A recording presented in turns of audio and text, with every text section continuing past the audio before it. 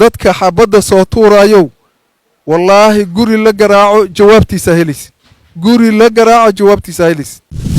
canshuurteena dadka qaada ayaa na dila anaga canshuurtana laga qaadana lagu dila ma dhacayso mar dambe ma dhacayso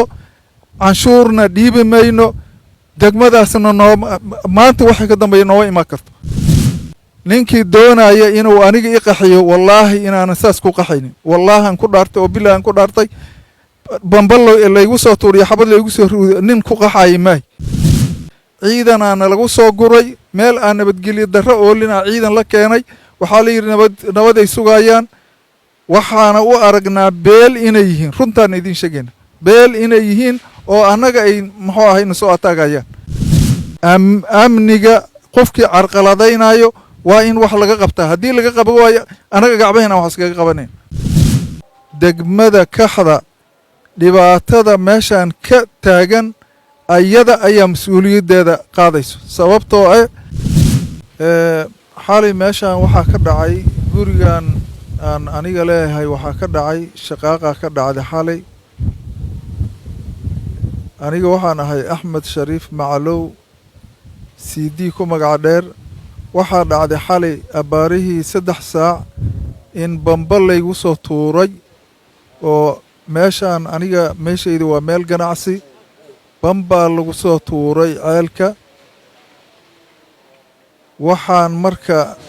caddaynaynaa in amni darro iyo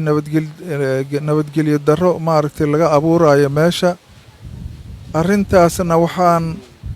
runtii dusha ugu tuuraynaa amniga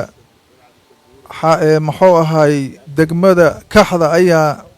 mas-uuliyaddeeda dusha ugu tuurayna sababtoo ah degmada kaxda ayaa amniga mas-uul ka ah wax ilaahay abuurtay oo noo yimid oo amni ka socdo indhaha ma aan saarin jimcadii wax baa dhacay muxuu ahaye xalayna waxaana lagu soo tuuray bambaana lagu soo tuuray wax amni ahoo socdo oo muxuu ahaay ka yimid kaxda ma aan hayno booliiska ayaa noo yimid markuu yimidna wax oo muxuu ahaay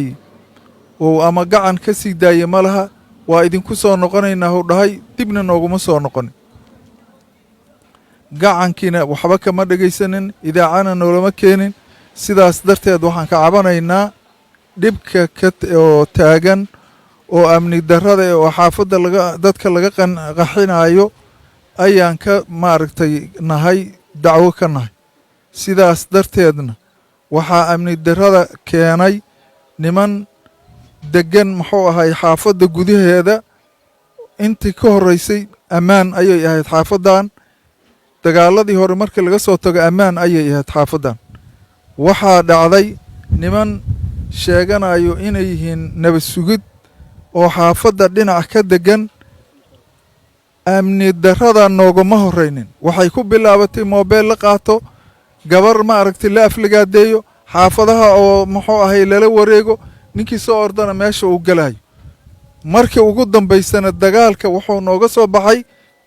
iyaga muxuu ahay ayuu nooga soo baxay waxaan codsanaynaa degmada kaxda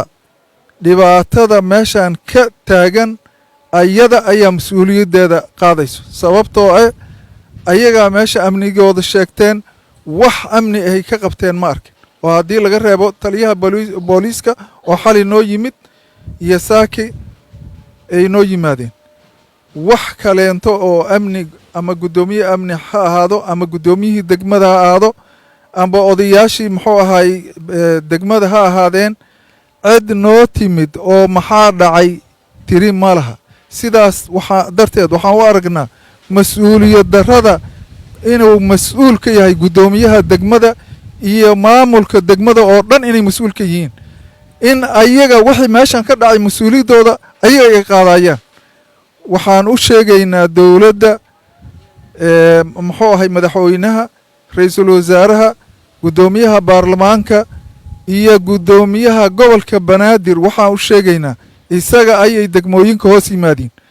annaga cabashaan nahay waxaan cabasho ka nahay degmada kaxda iyo maamul xumadeeda canshuurteena dadka qaada ayaa na dila anaga canshuurtana laga qaadaa nalagu dila ma dhacayso mar dambe ma dhacayso canshuurna dhiibi mayno degmadaasna maanta waxay ka dambeeya nooma imaan karto amni darray noo keeneen waxay nagu bilaabatay wax badan ay amni darradan soo socota laakiin ayaamahan dambe aniga amni darro ma aan qabin xaafadda nabadgelyay ahayd ciidanaana lagu soo guray meel aan nabadgelyo darro oolina ciidan la keenay waxaa la yidhi nabaday sugayaan waxaana u aragnaa beel inay yihiin runtaan idin sheegayna beel inay yihiin oo annaga ay muxuu ahayna soo ataagayaan dowladda waxaan u sheegaynaa guddoomiyaha gobolka banaadir waxaan leenahay madaale amniga muxuu ahay asagaa mas-uulka ee degmooyinka annaga waxaana la yidhaahdaa reer macluuc aliyaa nala yidhaahdaa halkaanaan ku dhalanay 7 fac ayaan degannahay halkaan aabbahay iyo aabbihiis iyo awowgay iyo awowgiisa shanaad waxay ku dugan yihiin halkaanay ku dugan yihiin ninkii doonaya inuu aniga i qaxiyo wallaahi inaanan saas ku qaxaynin wallaahan ku dhaartay oo bilaahan ku dhaartay bambal laygu soo tuuriyo xabad laygu soo ruudo nin ku qaxayo maay dadka xabadda soo tuurayow wallaahi guri la garaaco jawaabtiisa helaysid guri la garaaco jawaabtiisa helaysid amniga qofkii carqaladaynayo waa in wax laga qabtaa haddii laga qaban waayo anaga gacbahayna wax iskaga qabaneen wabilaahi tawfiiq